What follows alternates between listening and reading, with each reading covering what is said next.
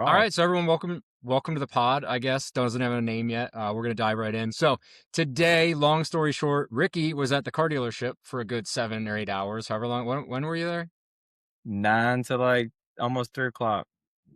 So, Yeah, 8, that's so a yeah. full put in a full day's work at the Full car day. dealership, and so the thought we had was breaking it down. A lot of people go to the car dealership. You don't really know what to expect. You go with this thing in your mind of what I'm gonna do, but you don't really know what to do. So why not interrogate Ricky a little bit, find out what he did, his thought going into it, and then kind of take it from there. So without further ado, you ready, man? Yeah, man. All right. All right. So So um, picture me as someone who's never walked onto a car dealership lot. So what should I do before I even step into that lot? So in terms of like research, have I looked in? Have I already have a financing model in my mind? Do I know what I'm getting? What I'm going to negotiate? Things like that. Like, before you walk onto the lot? What's that process look like for you? so I like to keep everything with the KISS method, keep it simple, stupid. So, first you need to find what you need. Do you just need something to get you back and forth to work? Do you need to pull stuff? Do you not have a vehicle, already have a vehicle? Is there equity in the vehicle or negative equity in the vehicle? But basically, the simple is what do I need for my everyday life? And then after you figure that out, then you just start researching prices and finding the best deals. And sometimes you got to drive to get the better deal. I mean, it's a 5 hour drive worth $5,000. So you pay yourself per hour for the drive. You got simple stuff like that. The finance part, that's going to come down to what you're already paying. Well, do Yeah. you want to keep the payment the same? Or are you willing to go up? Do you want a more fancy Okay. vehicle, less fancy vehicle? What can you afford? But I think at the end of the day, is just find what you want and start there. Yeah. And then if Sit. you, let's say you want a top of the line vehicle and you look at the price and you go, oh my God, okay, well, tear down, go to the middle tier. Yeah. So your Is your it, advice is start with the end in mind, work your way back, yes. right? Because okay, sorry everyone, my daughter's down here with me, so I might be looking away. All right, you go put it on the steps. So no, it's smart to do because I think a lot of people, I think the biggest hang up they have with car dealerships is they go and that salesman comes out and they have this idea of what they think they want in their mind, and then they're immediately getting pitched something else.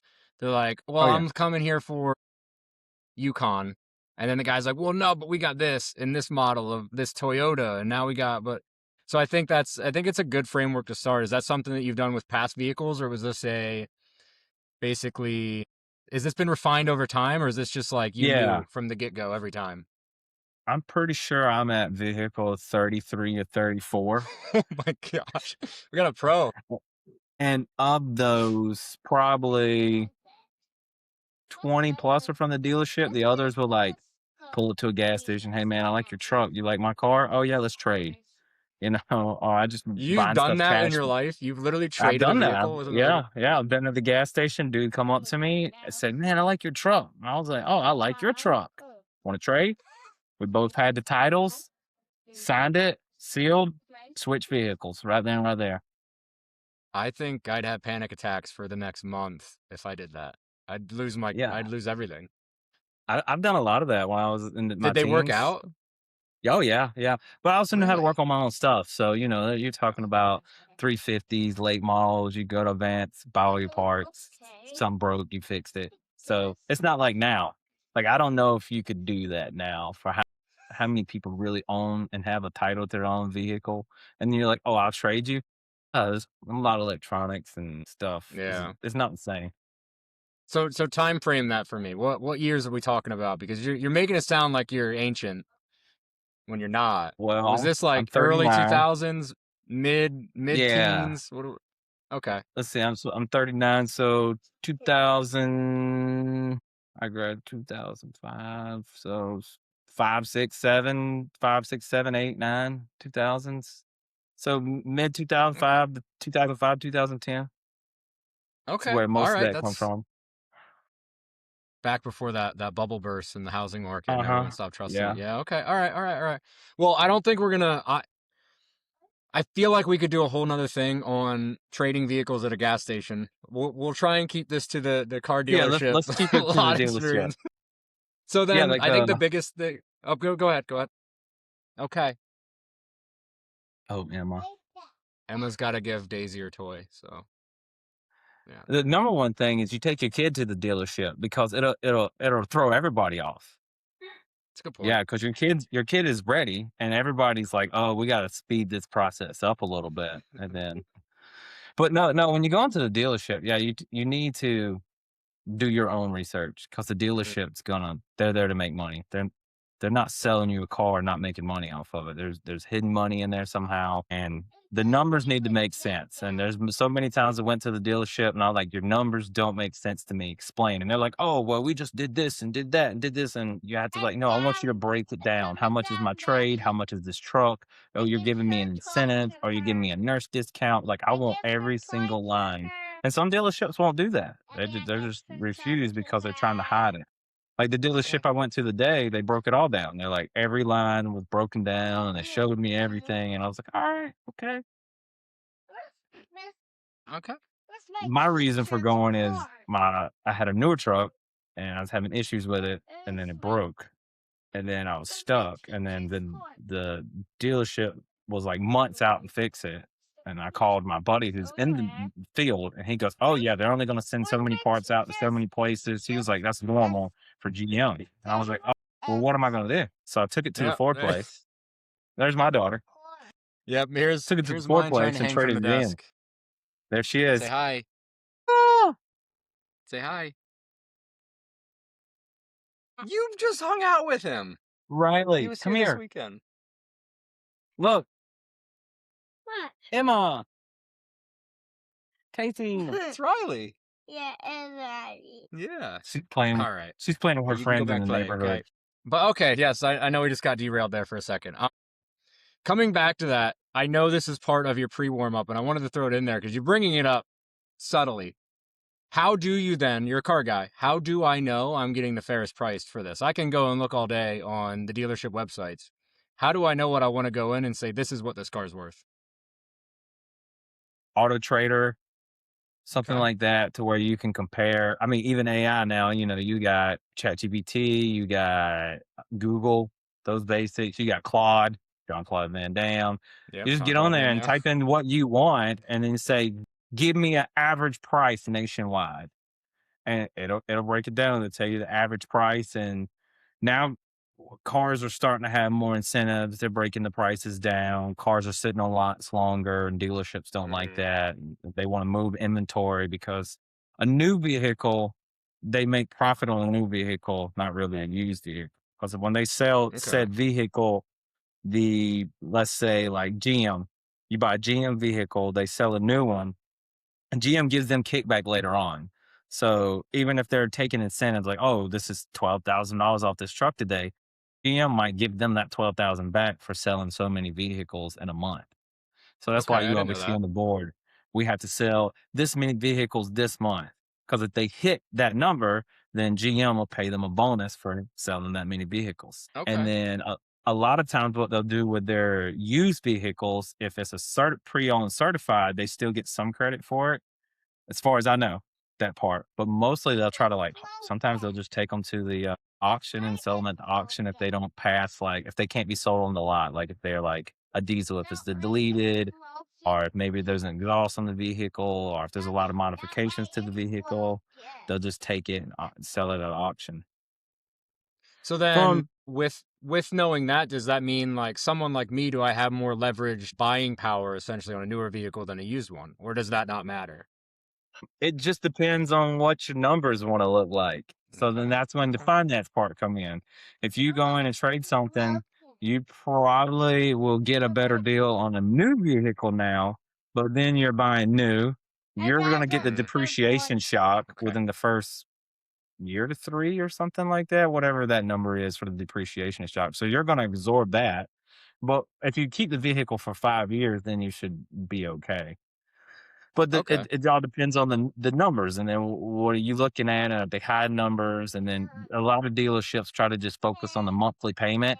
Oh, this is your monthly payment. Hey, you want 60 months, 74 or 72.84, and then you got your interest rates that a lot of people don't pay attention to because they're just looking at that monthly payment. So you're Yeah. missing the Yeah. total dollar that you're paying for the vehicle.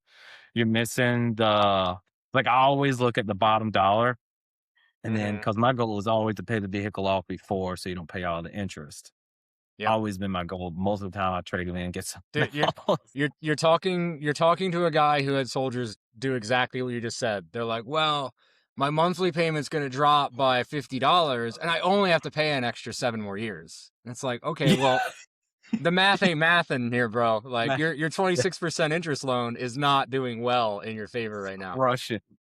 Well, I'm So then, pre-approved because 'cause I'm military.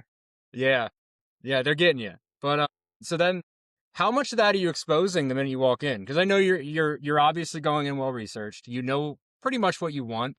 How much of that are you bringing up at the gate? Are you waiting to like leverage bits and pieces through negotiation tactics, whatever that may look like? I think I'm different because I'm very direct, I just wanna get it over, but I think theoretically, you're supposed to go in and do one thing at a time. It's like, if you got a trade, you just go in and it's like, say, "I want you to buy my vehicle. I wanna sell it to you." And then you work on that set of numbers. And you're like, "Oh, okay. Well, those numbers are nice. I like this vehicle over here. What can Hmm. we do on this vehicle? Don't worry about my trade right now. I might not trade. I might just sell separately. Let's work on numbers on this."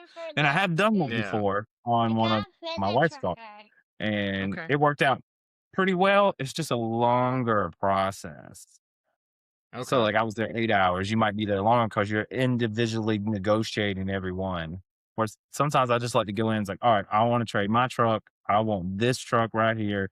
These are what I've already researched. These are already the estimates and quotes I have received already." And some people get pre-approved, but we learned today that usually credit unions are the best, but credit unions only go to like, I forgot what he said, like 72 or 75K, which is a lot of money. But on some of these Yeah. trucks, like the diesel truck, like you won't get approved for it. They'll just deny it no matter what your credit score, no matter how much money is in your bank, they just deny it.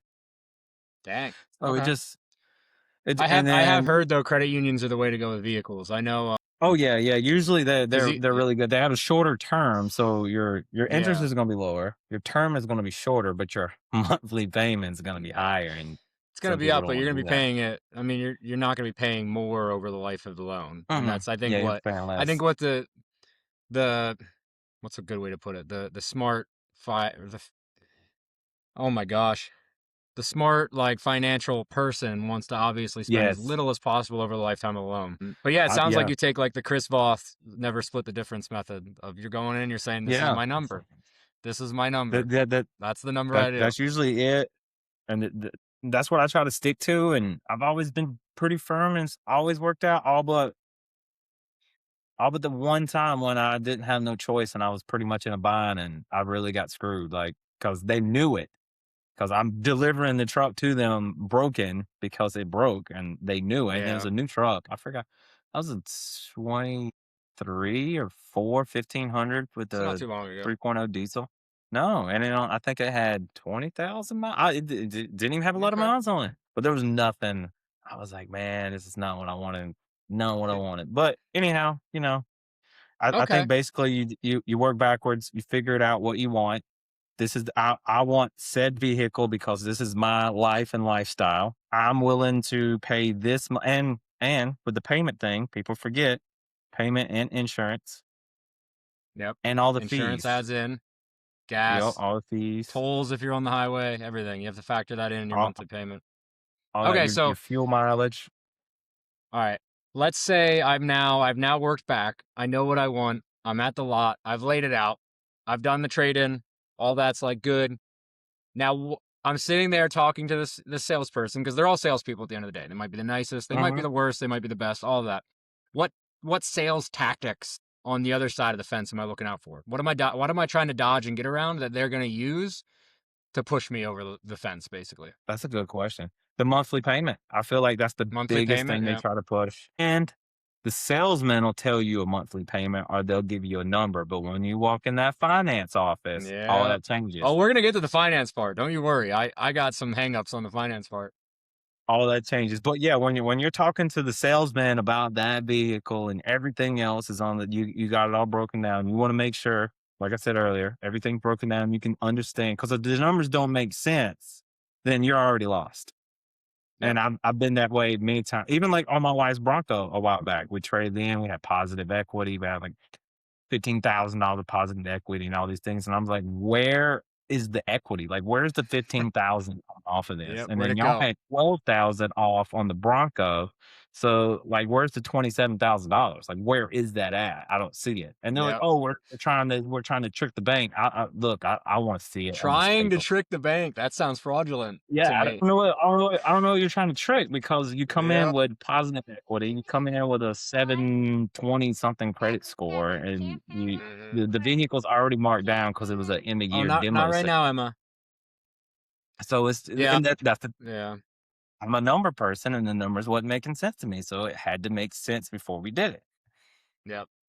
So, I like think the one that today, I've seen in my limited experience, the sales tactic is I need to go talk to my manager. Because at the end of the day, and this is yeah, for anyone that doesn't know this one, so the floor guy is a new salesperson. They've probably been in the seat for less than a year and they're learning the ropes. The sales manager is nothing more than a closer. Their entire job is to close the deal. Full stop. They don't have any more negotiating price on anything than that guy on the floor does. But that whole like, I'm going to go fight for you is to make it seem like he's now in your corner and the bad guy's coming out. And then when the bad yeah, guy gets out, they drop that number. And then if anything happens, it's, well, I need to either speak to my manager. Anytime there's the I need to speak to, you're a leg up if as long as you hold firm. Like oh that's yeah, it. you just Because they you just want give you them the there. If you silent treatment. leave, Then you're they just lose like, the sure, sale. whatever. Yeah. You got I to go think that's ask the your biggest. manager I had to for throw that in. permission. Yep. I I had to throw agree. that in. Like biggest sales tactic you'll ever find in a dealership is I need to speak to X. Because they're just going to bring in the next rung of a guy that's been there probably 2 or 3 more years than them. Mhm. It's a tactic. I agree. I haven't actually had that experience in a while though, but I have had that experience before. Yeah, I have every time we bought a car, I've had that. And I just want to be like, just bring out the final boss. Like, Yeah, send him just down. let me talk to him. Like, just let me talk to your Yeah, whoever the heck the head of sales is, because that's the guy you're gonna end up at. And like, let's have just a conversation. I'm not a hard seller, but like, let's just do it. Or yeah, give I'm me the trying to think. numbers. Yeah, the numbers. That's what I tell them. I want to see the numbers. Yeah. Like they were asking me today because I was between two trucks because I went in for one truck and then they had the other truck and I was like, okay, I know both trucks. They both do what I wanted to do. And they're like, well, which one you want more? I said the numbers will tell me. Yeah, the not let the numbers decide. I don't have personal feelings in this. The numbers will tell me. I'm not attached to either one of these trucks. I Yeah. don't have. I like my stuff and I keep it clean, but it's at the end of the day, it's material. I would say that's a Yeah. benefit to someone like you though. If you're going in and saying I have zero, like this is what I'm using it for. I don't have an emotional attachment to this vehicle. I'm gonna go with what's the best for me. It throws Yeah. away that whole like they're gonna sell you on the vehicle because now they know, and you have to obviously you have to be that. You can't say it and then be like, but Hmm. this like you need to stand firm in your resolution that no, like the number speaks volume, and like that's what I care about. Yeah. Cause yeah, and they ask you, oh, you like the truck? Yeah, it's a Mm, truck. I like it. Yeah. It's gonna I needed to do my job. I needed to tow for me. yep, That's what I needed. Oh, well, what do you like about it? I just want it to tow. I it's want a it to be truck. reliable and I want to be it towing. That's what I want. Yep, Is it got yep. fancy stuff? Yeah, it's got fancy cool shit. Cool. But I needed to do its job. Okay. All Yeah. right. So I will say. So now we're to that point. Fancy Sales stuff. tactics Excuse done. me. What? What's That's up? the fancy stuff. What is? Fancy stuff. I cussed, so I said fancy stuff. The What kind of fancy stuff. podcast is Well, this? Is this full blown whatever we want it to be? it's whatever we want it to be. This is episode numero uno. Like we can do I whatever we like want. it. I like it. Just be real. But what I wanted to do now, so we're at that point. We're done with the sales guy. Now we're at the finance guy. What am I being Mm. aware of? Because the finance guy's a sales guy. Again, Oh, every he's single the number person you one. talk to in a car dealership is a salesperson. So what am I now looking out for in financer that he's going to try and pitch me and I don't need? I don't need. What additional lickies and chewies, as we'd say, Ceramic do I just not coating, need? ceramic coating wheels, Ceramic ceramic coated coating. seating. They try to tint your windows, but most of that tint is only to legal. What else? Are they undercoating or your vehicle, rust proof coating? I mean, I can go on and on and on about all What that. what about But what about the all that dealership BS. No, specific warranties and things like that? Like we're gonna give you 6 free oil changes for an extra 500 that or no. $500 on. Like those are things I think that really bite people in the butt. But I want your take. I want your take. Sorry. No, no, I agree. I agree that's another good one. And I say no. I keep telling most when I go in there, this is I straight tell them I only want gap insurance. I don't care what you buy or what you do, depreciation, if it's new or if it's used, get gap. Because if you're in something happens, your insurance is only gonna pay so much. So gap is 100% everybody should have gap. If you have a good insurance company and they had gap, I would, but just read the fine print there. Yeah, Now go gap. into a little bit of what gap insurance is, because let's. Okay, so gap covers. So if you're in a wreck and your vehicle is $100,000 vehicle, and the insurance is like, well, we're only going to pay 70,000. Well, if you don't have gap, you got to come up with another 30 grand. So then that's 30 grand out of pocket. Plus, you need a new vehicle. But if you have gap, they cover that. Gap covers the rest. You're free out of pocket. You can regroup and get you a new vehicle. Now, what is That's something? where Let's say in this scenario, I got $100,000 vehicle, which I do not in any way, shape, or form, nor do I ever plan on. But what's that going to run me a month? I'm already paying. I don't even know how much. That just comes out of auto check, but I'm already paying that in insurance. What am I looking at now in Gap monthly? Well, Gap is part. I don't even know what Gap breaks down to monthly because it's usually once again it's added in, it's hidden in, and I Oh, never ask that because I always get it. Yeah, I don't know what Gap breaks down to, but whatever it is worth every penny. To be honest, okay. Well, to I, you I don't. I don't listeners, think all it's. maybe one or two of you, we owe you that in the comments. Yeah, I don't. I don't. Maybe somebody. Yeah, maybe later on, but when more people know and hear us, they'll be like, "Oh yeah, it's this much." Cars salesman Oh somewhere is yeah. like, "That is full. They're full of shit. They don't know what they're talking Well, about." yeah. They're gonna. If I'm a car, if Yeah. I let's be honest, if you're a car salesman and you heard people talking like this about car sales, you're gonna take offense, and guaranteed, this is another disclaimer. We're probably not always right about everything. Come No. on. And in no Everybody's way, shape, different. or form should this Yeah. constitute your whole strategy going to buy a vehicle, but like, we're here to help. This is like Yeah. firsthand experience both ways. And Ricky just literally did it a few hours ago. So, like, that's why we're doing Yeah, this. and it was So, last yeah. question. We're through the process. Now we're looking back. What was some things I said that I was like, I should have just shut my mouth? Should have never said that. Because obviously you want to leave feeling great, but regardless, you just put a big investment in. So you're going to have those nagging thoughts of like, should I have said this? Should I have done that? What's the one thing that I should not have just said at all? What's one thing I laid out on the line that should have just Um, stayed in my mouth? Not this time so much, but in the past, being emotional about the vehicle. Oh, I really like this vehicle. Oh, this Mm, vehicle is really nice. Oh, I've been wanting this vehicle for a long time. Oh, I've seen this vehicle. I've been looking at it. Oh, this is nice. Things like that. Things like where you become emotional attached. They're like, oh, we got him. He's gonna do anything to get this vehicle today. And yeah. then I say I usually always say no down payment, like no down payment. I'm not putting a down payment down. But lately I have been. I'm like, oh no, I'm gonna give a down payment just to help with some of the depreciation value. Just because I've Mm. been for some reason getting newer vehicles lately. Just like why? You're trying to get ahead Why? of that immediate drop. But do you consider your trade-in values as a decent down payment when you have positive equity, at least? Or Yes. would you still put a Yes. down payment on? Well, it depends on how much equity you have. Like I've traded in a Okay. vehicle before and I had 30,000 in equity and like my wife, she had 15 and I've traded them in where I've been negative. Like the other issue, like I've been $20,000 upside down because Yeah. the truck was messed up. But that's the most I've ever been upside down. Usually I'm under 10 upside down if I trade something in and then depending on what I'm looking at, how long I think I'm gonna keep the vehicle and stuff like that. Cause I used to just be like, oh, I like this. I want it and I would keep it Yeah. for a year or 2, and then I That would pay that it young down a man, good the young amount. man ideals. Yeah, man, I'm telling you that but now the vehicle I got now, I'm keeping. It's gonna do everything I wanted to do. Okay. It's what I want. I don't like the amount that I paid, but it's because of what happened previously. So I'm in a predicament, but it's gonna be Okay. okay. I made the decision. All right. I also Well, want to throw it in there because I feel like we've said it a lot, and I want to break this down so anyone in the world with any level of knowledge can understand what we're saying. When we say positive equity versus negative equity, and like Ricky was saying upside down, positive equity is my truck is valued at $50,000. I only owe 20,000 on it. So if I trade it in, I will have $30,000 of positive equity I can move over to another vehicle. Negative equity is the same thing. My truck is worth $20,000 and I owe 50,000. I now have a negative $30,000 that's going to ride over in the next car. It doesn't just go away. So Mm-mm. I've talked to It people and doesn't some go don't away. understand that concept. That's your upside down. You want to be on the That's your positive upside end down. Always. if you're trading in a vehicle. So there's that clarification breakdown a little bit more. Very simplified, but that's the gist of it. They're just going to take that negative equity, tack it onto your next loan, and that's going to make your rates go way up. So It'll add some extra.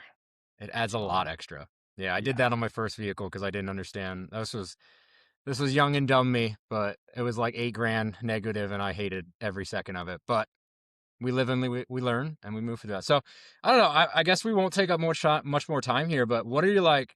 What are your thoughts on that? What's like a last minute thing that you didn't get out that you think everyone should know on my first visit to the car dealership? Patience. You don't let them see you're sweating or you're anxious or you're ready to get it over with. If they come say, "Hey, it's gonna be 5 more minutes," just take your time. Take your time, no matter what, and eat before you go. Don't let them give you the Chewy bars and all the Gatorades and stuff. No, no, Law because of reciprocity, man. that's a whole different conversation. That is. But they give you that for a reason. They do. That's why you also take your kids and tell them, no, we're not taking the goldfish. We got snacks in the truck. Stop. Yeah, yeah. I All right, will man. say our daughter has been with us the last several vehicles, and it's been pretty fun. Yeah, because they have to juggle then kids. It's an unexpected variable that, let's be honest, most of these car salesmen are 22, 23. Hmm. They don't Oh know yeah, how to deal with they get children, and flustered. they're yeah, they do. So do not give your kids a tablet. Let them run free. Let them do Oh yeah, things. let 'em run around. Let's see how quick they can get you out of there. Yep. But all Well, right, I think yeah, that was good. I mean, I'm good to close it. You good? Good first pod? yeah, good. Yeah, patience and eat before you go, and know what you want, and I think you'll come out okay. Backtrack. All right. Thanks, y'all. All right.